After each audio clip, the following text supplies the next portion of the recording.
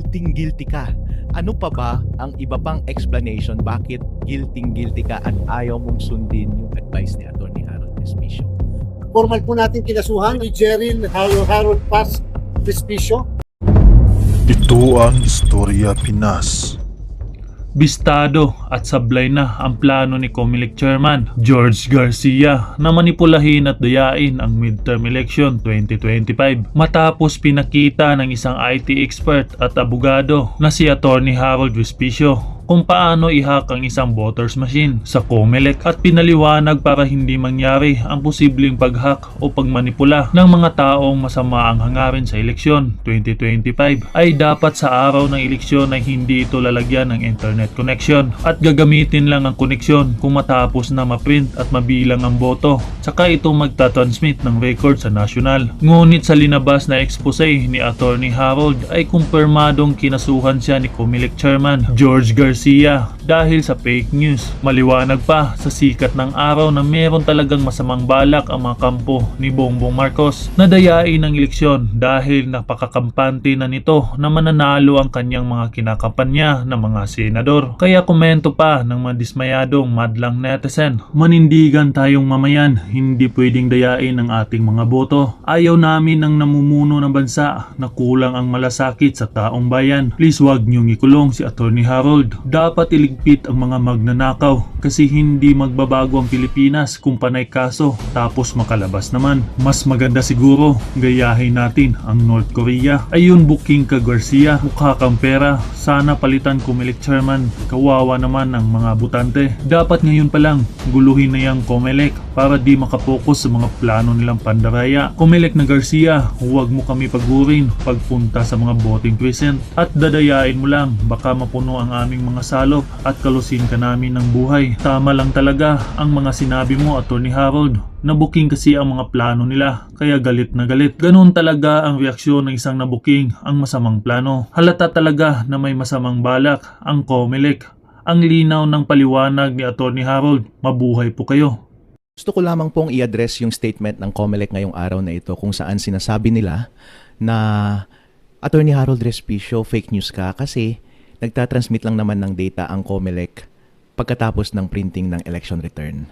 At pangalawa, sabi nila, yung connection ng automated counting machine sa internet ay private, hindi public. Sasagutin ko po ang mga bagay na ito. Totoo po yan, COMELEC. Magtatransmit lang talaga yung automated counting machines doon sa servers pagkatapos ng printing ng election returns. Tama po, ganun po talaga. Pero kung ganun talaga ang mangyayari, bakit kailangan nyo pang i-connect sa internet, Garud, yung automated counting machine bago ka mag-transmit ng data? Kasi kapag nakakonect yun sa internet, bago na mo naman kailangan yung internet, binibigyan mo lang ng oportunidad yung hacker na baguhin yung score ng automated counting machines. Yung sinasabi ng COMELEC na magta-transmit lang siya after printing ng election return, yun naman talaga ang nakasulat sa mga rules. Pero hindi yun yung point ko. Ang point ko is sa mga panahon na hindi kailangan na mag-transmit pala ng data sa servers ng COMELEC, huwag mo nang i-connect sa internet yung automated counting machine. Best practices po yan sa lahat ng mga sensitibong computer systems sa buong mundo. Sana po sundin ng COMELEC. Doon naman sa sinasabi nila na Atty. Harold, fake news ka kasi yung ginagamit naman namin connection sa internet ay private connection, hindi public connection. Hello? Dapat private connection talaga kasi kahit na sinong developer ng computer program at computer systems ngayon sa buong mundo, bawal nang gumamit ng public connection. Kahit ikaw, tignan mo yung Google Chrome mo ngayon kapag nagbabrowse ka ng internet, naka-private connection yun kasi ang nakalagay doon is https://. Try mong tanggalin yung S. Kasi kapag wala yung S, magiging public yung connection. Ang sasabihin ng Google Chrome, oy, bawal pumasok dyan kasi baka pwedeng ma-hack yung connection mo. Kaya ang ginagawa ng COMELEC ngayon is, yung sinasabi nila, ay yun naman na talaga ang nakasulat sa rules ng COMELEC as it is written right now. At yun yung best practices right now. Pero hindi yun yung point ni Atty. Harold Respicio. Ang point ni Atty. Harold Respicio is, kapag connected sa internet yung automated counting machines sa panahon na hindi naman siya kailangan mag-transmit ng data, binibigyan mo ng pagkakataon yung hacker na mabago yung score sa automated counting machines. Ang iniisip ko lamang po sa mga ganitong statement ng COMELEC, Talaga bang hindi nyo naiintindihan yung sinasabi ko na vulnerability o nagtatanga-tangahan lang po kayo, Chairman George Garcia, para lituhin ninyo ang taong bayan? Dahil po ang katotohanan is, ang iniisip ng taong bayan ngayon, ito po yung first time na nagsampa kayo sa tao sa isang critic ng automated counting machines. Maraming critics ngayong automated elections 2025 at maraming critics ng automated 2022. Ang dami nilang masasabing masasama laban sa inyo. Pero bakit ngayon nyo lamang gustong ipakulong yung taong naglabas ng expose? Bakit ngayon nyo lamang siyang gustong sirain ng buhay? Bakit gusto nyo ipatanggal yung kanyang lisensya bilang CPA, gusto nyo siyang ipadisbar at gusto nyo siyang ipakulong ng napakaraming taon? Ganun ba kasama yung linabas niya na video para ganun nyo siya gantihan at sirain ang kanyang buhay? Ang laman lang po naman kasi ng video na iyon ay ipinakita ko talaga sa COMELEC kung paano i-hack ang automated counting machines in principle gamit ang sarili kong code at sarili kong equipment. Kapag merong mandadaya sa eleksyon, yun ang gagawin niyang daya. Ipinakita ko iyon sa COMELEC, step by step, code by code. Actually, kapag ikaw yung, sabi nga ng COMELEC, para daw akong nagpakita ng manual or ipinakita ko talaga yung step by step, kahit ordinaryong tao, matututunan niyang i-hack yung election code, yung automated counting machine kapag nakita niya yung video ko. Actually, tama yun, COMELEC. Kasi nga, gusto kong ipakita sa inyo na kapag merong isang hacker, hindi niya kailangan yung video ko para gawin yung hack. Pinapakita ko sa inyo na posible yung hack anytime kahit na sinong may masamang gustong mag-hack sa automated counting machines. Para isang pagsubok ito sa COMELEC actually, kasi kapag malinis ang damdamin ng COMELEC tungkol sa eleksyon na to at honest talaga siya, ang gagawin niya is, uy, Attorney Harold, ipinakita mo talaga sa akin na pwede talaga palang ma-hack ang automated counting machines. At thank you na rin dahil sa same na video na yan, nagbigay ka ng suggestion sa akin para paano i-correct yung vulnerability na yun. Thank you very much. Kaya taong bayan, tignan ninyo ha, nakikinig ako sa isang expert, meron pala vulnerability, best practice pala ito na huwag i-connect sa internet kapag hindi kailangan. Sinusunod ko na po dahil ito po ang commitment ng COMELEC para sa isang eleksyon na mataas ang integridad. Yun po ang pagsubok sa inyo. Kapag ganun po ang ginawa ninyo, napakataas ang trust rating ng eleksyon na ito at napakataas ng score ng COMELEC sa puso ng taong bayan. Kaso nga lang, ang pagsubok na ito, COMELEC Chairman George Garcia, kapag hindi mo sinunod ang tama, booking na booking ka, guilty ka. Ano pa ba ang iba pang explanation bakit guilty ka at ayaw mong sundin yung advice ni Attorney Harold Lespicio? Bakit for the first time gusto sa history ng mga critics ng COMELEC, ngayon ka lang gustong magpakulong at manira ng buhay at pinatanggal mo pa yung video sa internet? Iisipin tuloy ng tao is, siguro si Attorney Harold Lespicio na buko niya yung talagang modus operandi ng COMELEC kapag nandaraya sila sa eleksyon. Siguro ganito yung plano nilang gawing pandaraya ngayong eleksyon na ito, ngayong darating na 2025. Kasi nga naman, kapag pinanood mo yung video na yun, convincing talaga at pwede talagang gawin kahit na sinong tao na merong access sa automated counting machines. Pwede talagang gawin. Kaya kapag hindi mo sinunod yun, guilty ang COMELEC. COMELEC, dadayain nyo ba ang eleksyon? Kasi nga naman, ang taong bayan nagtatanong. Tanong ko po ang taong bayan, kung meron bang mangdaraya sa eleksyon ngayon, manggagaling ba sa loob ng gobyerno o sa labas ng gobyerno? Kapag manggagaling sa loob ng gobyerno ang mandaraya, yung COMELEC kaya ang mandaraya o yung administrasyon ngayon ang mandaraya? Alright? Tanong din natin, kung sila yung mandaraya, meron ba silang access sa automated counting machines? Kahit sabihin na natin na pina-independent audit nila yung automated counting machines sa galing na international IT auditors, pagkatalikod ba ng mga auditor na yon, meron pa rin silang access sa automated counting machines since sila rin yung nagbabantay ng automated counting machines, hindi po ba? At kapag ikaw ay masamang gobyerno at gusto mo talagang mandaya, gusto mo at ibinigay sa iyo yung napakalaking tukso na kontrolin ang demokrasya ng isang bansa, tama ba na mag-presume na or magbigay ng assumption na baka nga gusto mong baguhin or dayain or makakuha ng advantage ngayong eleksyon na ito? Napakalaki pong tukso, ano po?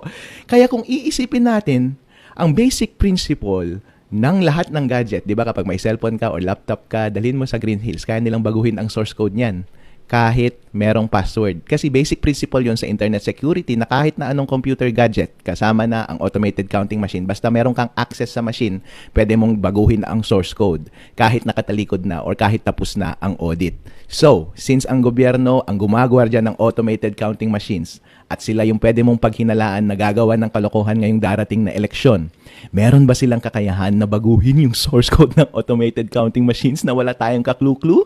Alright.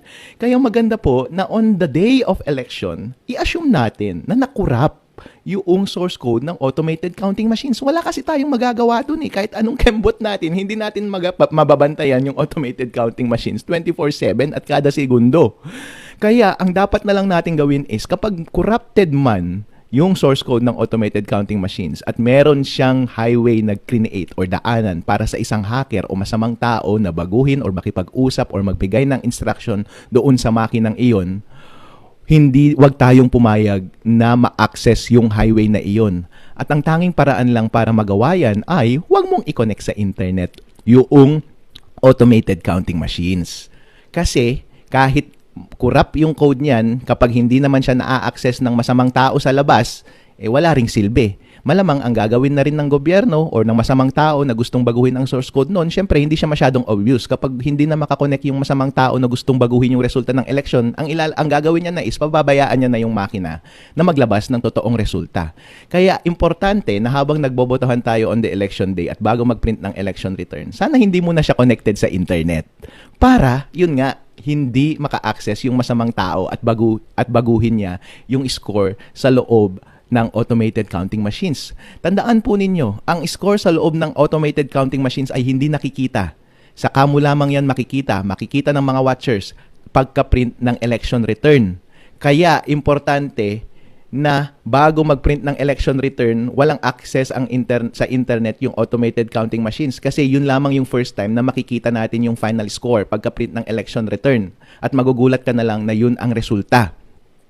Ngayon, ang mangyayari po dyan is kapag may kopya na yung mga watcher natin ng mga election return na tamang score kasi hindi connected yung makina sa internet, malamang yung masamang tao na gustong mandayan ng election, ang linagay niya na ring instruction dun sa corrupted source code ay, since ganyan ang nangyari, ang isend mo na ring data sa servers ng COMELEC ay yung tamang data. Kasi nga naman kapag iba yung hawak ng mga watcher na resulta ng eleksyon at yung mga lumalabas sa COMELEC servers, obvious na pandaraya yun at magkakaroon talaga ng revolusyon sa Pilipinas. Ang gusto pong iwasan ni Attorney Harold Respicio ay isang pandaraya na walang may alam. Kahit yung mga election board natin, mga teachers natin, hindi nila alam na merong nangyayaring daya. Kahit nga karamihan ng tao sa gobyerno, walang may alam na may nangyayaring daya. Kasi para siyang sleeper agent, kumbaga para siyang spy na natutulog at naghihintay lamang ng instruction kung gusto mong bang dayain o hindi. Kasi merong choice kung gusto ko bang dayain tong makina na ito o hindi. Malamang kung may mangyayaring daya sa eleksyon, ang may alam lang yan is yung mga iilang tao na nabibilang mo sa daliri na merong access doon sa mga device at nagbago ng source code doon sa mga makina habang walang nakatingin. Once gawin mo iyon, napakadali na lang mangyari at connected sa internet, hindi mo makikita ang mangyayaring daya, mangyayari siya in a split second, less than 1 second, iba na kaagad yung score. Yun po ang ipinakita ko sa aking video. Kaya po, ang hirap po kasing bigyan ng benefit of the doubt ang COMELEC sa ganitong sitwasyon kasi tulad ng sabi ko kanina, kung honest ka, makikinig ka. At kapag guilty ka naman at plano kang mandaya, ano ang gagawin mo? Di ipakulong mo na lang yung tao, patahimikin mo siya, patayin mo na rin siguro siya, at ipa-down mo yung video para hindi magkagulo sa ating bansa. Pero taong bayan, papayag ba tayo na nakawin sa atin ang ating demokrasya? Lahat tayo naniniwala na ang boto natin ay may bilang. Ang resulta pala ng ating eleksyon ay hawak lamang ng iilang tao sa gobyerno na may access or merong kakayahan na magbago ng rules mula sa COMELEC. Kaya po taong bayan, ito po ang mensahe ko sa inyo. Sana po manindigan tayo na i-push ang COMELEC na baguhin ang kanilang rules. Ito lamang po ang gusto kong mangyari, COMELEC. Wala nang iba. Napaka-inosente. Walang mawawala sa taong bayan, walang mawawala sa democratic process natin, wala ring mawawala sa COMELEC. Hindi rin madedelay ang ating pag-transmit ng election. Sabi nila last time nga daw within 1 hour transmitted na dapat yung resulta ng election. Sabi ko nga dapat within 1 minute transmitted na dapat kasi cut-off ang 7 PM. Pag pindot mo ng election return, ilang seconds lang yung printing nun, i-connect mo kaagad yung makina sa internet. Pag-click mo, magsisend dapat kaagad yun sa COMELEC. Napakaliit lamang ng data na iyon. Split second lang, naipadala na kaagad sa server ng COMELEC yun. Gamit pa natin, Starlink, di ba? Napakaganda po yun kasi ang delay lang na mangyayari is yung moment na isasaksak mo yung LAN cable doon sa automated counting machine. It would only take you 1 or 2 seconds para gawin yun. Kung meron mang delay na mangyayari dahil sa suggestion ko, yun lamang ay 1 or 2 seconds dahil tatayo ka at ikakabit mo yung LAN cable doon sa automated counting machines. Kaya ito po ang sinasabi ko, COMELEC, napakasimple lang ng solusyon. Ang current po kasi na manual ninyo paano mag-operate ng automated counting machine ngayon ay yung Annex B ng COMELEC Resolution 11098. At ang nakalagay po doon ay before the day ng elections, merong dry run na mangyayari at tetestingin mo, ito troubleshoot mo kung connected ba sa internet yung makina at merong data na pwedeng connected siya sa internet. At kapag connected siya sa internet at okay na rin yung mga ibang troubleshooting process mo, okay na. Iligpit mo na yung makina para mangyari na lamang sa election day, i-on mo na lang yung makina at wala nang further instruction about sa connection sa internet. Ang madideduce mo dito ay connected na siya all throughout the day sa internet kasi walang explicit instruction doon sa manual na yun na dapat i-connect mo sa internet at i-disconnect mo sa internet yung automated counting machine at i-connect mo lang siya pag magta-transmit na ng resulta at pagkatapos ng pag-print ng election return. Tinanong ko po yung mga COMELEC officials sa aming probinsya at sa mga ibang lugar na rin dito sa Pilipinas. Lahat po sila sinasabi nila, sir, ang pagkakaintindi po namin on the election day connected na talaga sa internet kasi wala namang explicit instruction na i-disconnect mo sa internet eh. At saka nung past elections po, connected na po siya sa internet. Kaya nga po, COMELEC Chairman George Garcia, yun po ang suggestion. Maglagay ka lang ng isang sentence doon sa manual na iyon at ilagay mo lang on the day of elections, first thing na dapat gawin is i-disconnect sa internet yung automated counting machines by removing yung LAN cable o anumang connection sa internet na ginagamit and saka lamang i-connect sa internet yung automated counting machines kapag magta-transmit na ng data sa servers ng COMELEC at pagkatapos ng pag-print ng election returns. Yun lamang ang suggestion ko. Napakadali, napakasimpleng amendment doon sa Annex B ng COMELEC Resolution 11098. At konting pirma lang yun, Mr. George Garcia. Kapag ginawa nyo po ito, pagkakataon nyo ito na ipakita sa taong bayan na good faith talaga kayo at napakataas ng score nyo sa puso ng mga Pilipino. Pero kapag hindi nyo po ito ginawa, Diyos ko po, lahat na po ng pagtataka, lahat ng doubt, lahat ng suspicion ay nasa sa inyo na. Kung baga sa korte, guilty na po kayo. Ano ba ang dahilan bakit ayaw nyong gawin ito? Ang tanging dahilan lamang po na nalalabas is mandaraya talaga kayo. Kaya nga po, yun ang sinasabi ko, Chairman George Garcia, na sana ay mag-cooperate po tayo para po ito sa ikagaganda ng ating demokrasya at ikagaganda ng ating bansa. Kapag hindi po natin gagawin ito, ang resulta lamang ay bababa ang kumpiyansa sa ating bayan at bababa ang kumpiyansa sa ating eleksyon. Ayaw po nating mangyari na mawala ang kumpiyansa ng taong bayan sa ating proseso ng eleksyon dahil yung kinakatukutan po nating kagaluhan ay mangyayari kapag yan ay pinabayaan